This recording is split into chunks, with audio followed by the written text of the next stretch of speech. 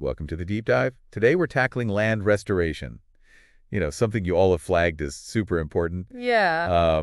We're diving deep into land restoration, a 2025 comprehensive guide. Okay.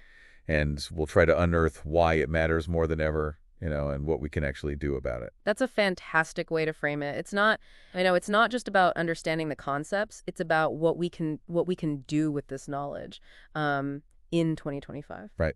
Yeah, it feels like every time I look at the news, there's another story about climate change or environmental damage. But this guide seems to offers solutions, not just doom and gloom. Exactly. But before we get into solutions, we need to define what land restoration is, Okay, and perhaps more importantly, what it isn't. okay. People often confuse it with rehabilitation or reclamation, Uh-huh. but there are key differences. Okay, I'm all ears. Break it down for me. Imagine a piece of land that's been heavily degraded. Okay, Maybe it's been overgrazed, deforested, or polluted. Rehabilitation might involve simply planting some trees or, reducing pollution levels enough to make it usable again. Reclamation might focus on repurposing that land for something completely different, like building a solar farm. okay. Land restoration, though, aims to return that land to a state as close as possible to its natural pre-degradation condition. It's about healing the land, not just putting a Band-Aid on it. So it's more like a doctor treating a patient to full health rather than just masking the symptoms. Exactly. That's a great analogy. But why is this full healing so important? What's at stake here?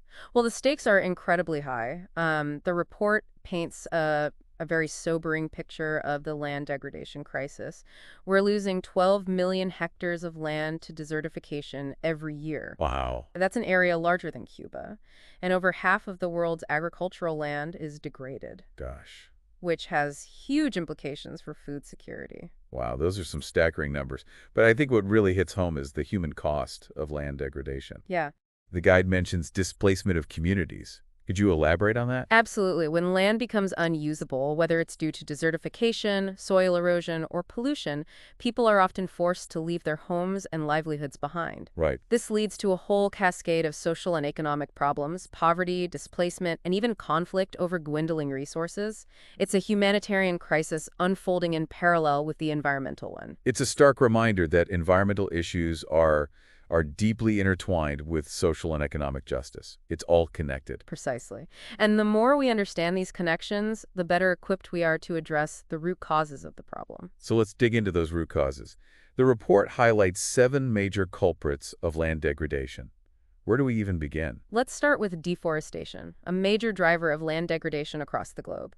Clearing forests for agriculture, logging, or urbanization not only removes vital carbon sinks, but also disrupts water cycles, increases soil erosion, and reduces biodiversity.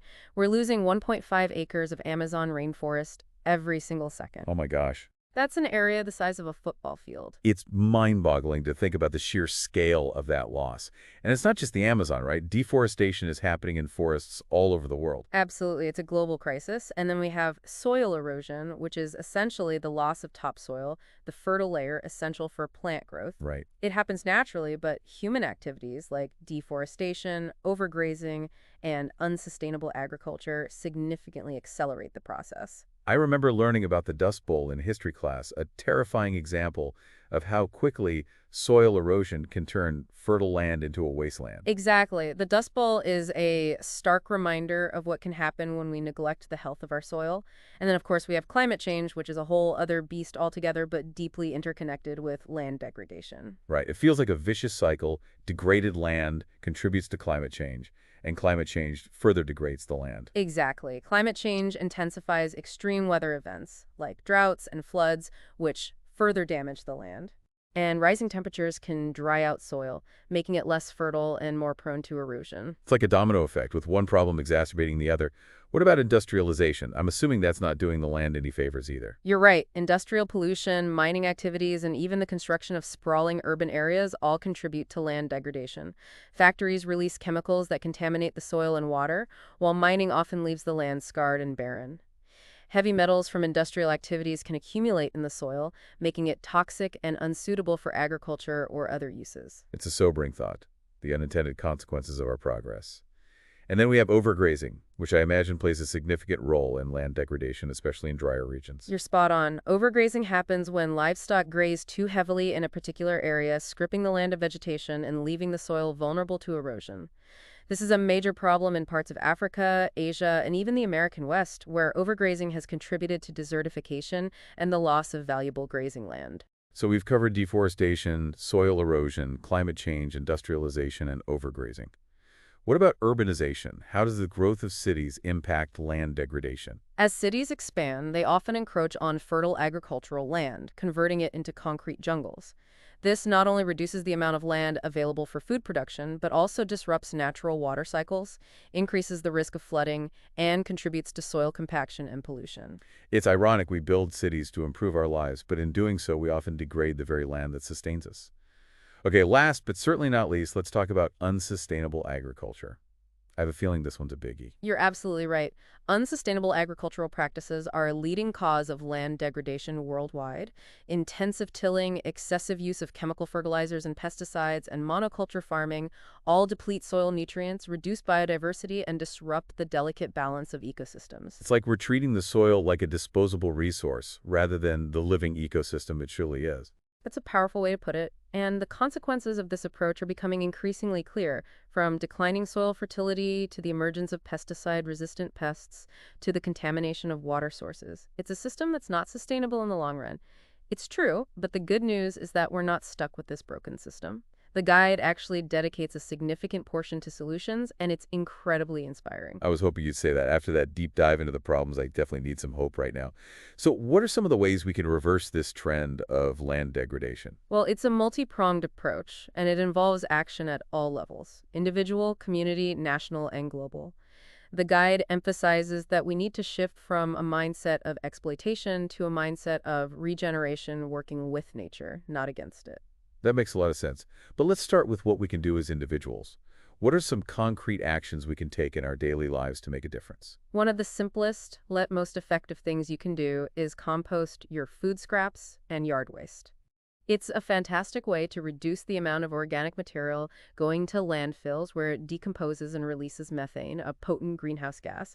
Plus, you get this nutrient-rich compost that you can use to enrich your soil and grow healthier plants. I've always been meaning to start composting, but I'll admit I've been a bit intimidated. Is it really that easy? It's easier than you think. There are tons of resources available online and even composting workshops in many communities. You can start with a simple backyard compost bin or even try worm composting if you're short on space. It's a surprisingly rewarding process, like turning your kitchen scraps into black gold. Okay, you've convinced me. Composting is officially on my to-do list. What about planting trees? I know trees are amazing for the environment, but how do they actually help with land restoration? Trees are nature's superheroes when it comes to land restoration. Oh, wow. Their roots guide the soil, preventing erosion, and their leaves create a protective canopy that help it retain moisture and moderate temperatures. They also act as carbon sinks, absorbing carbon dioxide from the atmosphere and storing it in their wood and roots, helping mitigate climate change. So it's not just about planting any tree, it's about choosing the right trees for the right place. Right, exactly. Planting native tree species is crucial because they're adapted to the local climate and soil conditions and provide habitat for native wildlife. Okay, so I'm composting, I'm planting trees. What else can I do to help? Water conservation is another crucial piece of the puzzle. Okay. When we conserve water, we reduce the strain on rivers and aquifers, which can prevent soil erosion and salinization. Something as simple as fixing a leaky faucet can save gallons of water. Yeah, I'm definitely guilty of taking long showers. Maybe it's time to invest in a low-flow shower head. That's a great step. And there are so many other easy things you can do, like watering your lawn less frequently, collecting rainwater in barrels for your garden, and choosing water-efficient appliances. Okay, I'm taking notes. What about my garden? Is there anything I can do there to help with land restoration? Absolutely embrace organic gardening practices. Oh, okay. Instead of using chemical fertilizers and pesticides that can harm soil microorganisms and pollute water sources, try using compost, manure, or other natural soil amendments. There are also tons of natural pest control methods you can use, like companion planting, beneficial insect, and homemade sprays. I've always been curious about organic gardening, but I thought it was more complicated than conventional gardening. It's not as difficult as you might think, and there's a real satisfaction that comes with growing your own food in a way that's healthy for you and the planet. I love that. Okay, so composting, planting trees, conserving water, embracing organic gardening. Anything else? Don't underestimate the power of your consumer choices. Okay. Supporting sustainable products and businesses is a powerful way to vote with your wallet. Look for products made from recycled materials, choose local and organic whenever possible, and support companies that prioritize environmental responsibility. It's amazing how these seemingly small actions can add up to make a real difference. They absolutely do. And don't forget that our individual actions have a ripple effect, inspiring others to make changes as well. Now let's zoom out a bit. What about community-level solutions? What are some ways we can work together to restore degraded land? One inspiring initiative is urban greening, Okay. which involves bringing nature back into our cities. Okay. Think community gardens, rooftop farms, green walls, and even pocket parks tugged into unexpected spaces.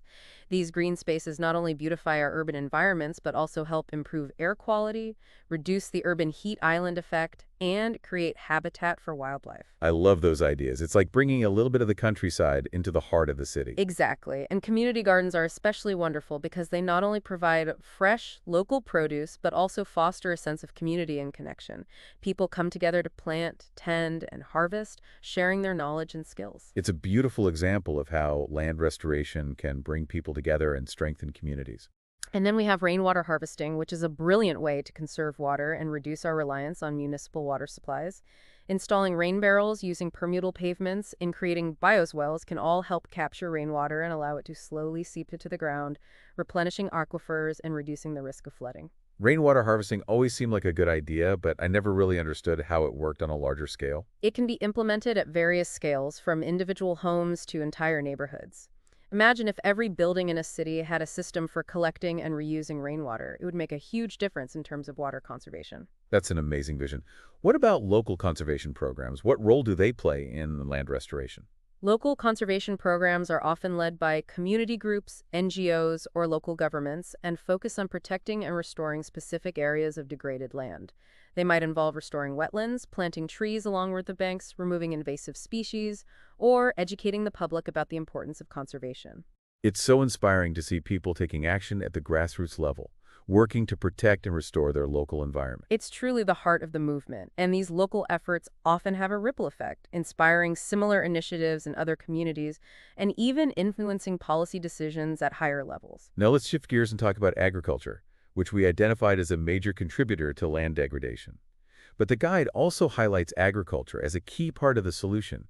How can we reconcile those two seemingly contradictory ideas? The key is to transition from unsustainable industrial agriculture to sustainable and regenerative practices that work with nature, not against it. Okay, I'm intrigued. Tell me more about these regenerative practices. One of the most promising approaches is regenerative farming, Okay? which focuses on rebuilding soil health, increasing biodiversity, and enhancing ecosystem services.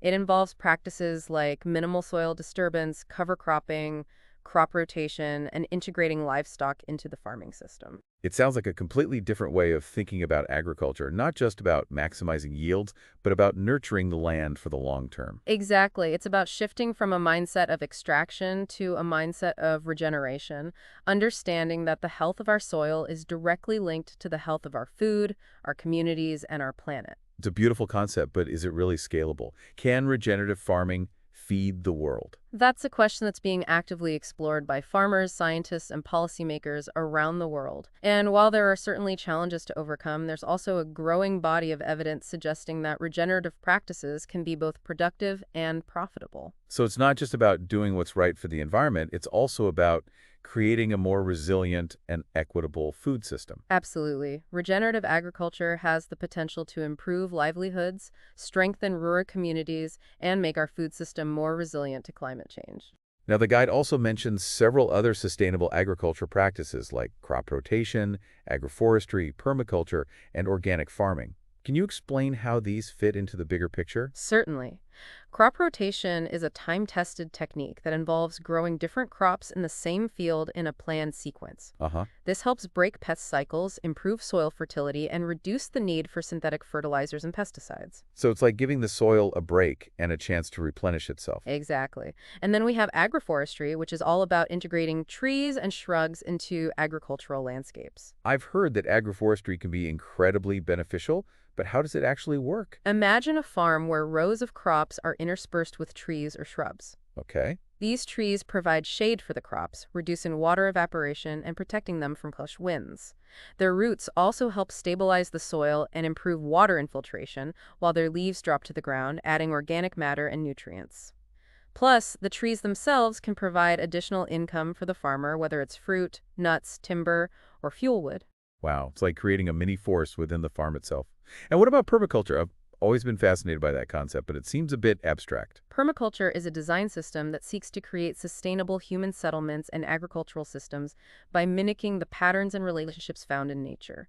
It's about creating closed-loop systems where waste is minimized and resources are used efficiently. So it's about thinking holistically, considering everything from water management to energy production to waste recycling. Exactly. And organic farming, which focuses on using natural inputs, avoiding synthetic pesticides and fertilizers, and building healthy soil, is a key component of permaculture. It's all about working with nature, not against it. Precisely. And these sustainable agriculture practices, when combined with other land restoration efforts, can create a powerful synergy, restoring degraded land, improving food security, and mitigating climate change. It's amazing how interconnected everything is. The health of our soil, the resilience of our food system, and the stability of our climate. It's all part of the same web. Absolutely. And we can't forget about the role of forests in land restoration and climate change mitigation. Right. We touched on deforestation earlier, but let's delve deeper into the importance of forests and what's being done to restore them. Forests are essential for maintaining ecological balance on our planet. Okay. They act as giant carbon sinks, absorbing vast amounts of carbon dioxide from the atmosphere. They regulate water cycles, prevent soil erosion, and provide habitat for countless species. Restoring degraded forests is absolutely crucial for combating climate change and preserving biodiversity. The guide mentions afforestation and reforestation as key strategies. Could you explain the difference between the two? Afforestation is the process of planting trees in areas that have not been forested for a long time. Think of it as creating new forests. Okay. Reforestation, on the other hand, is about restoring forests that have been degraded or destroyed, bringing back what was lost.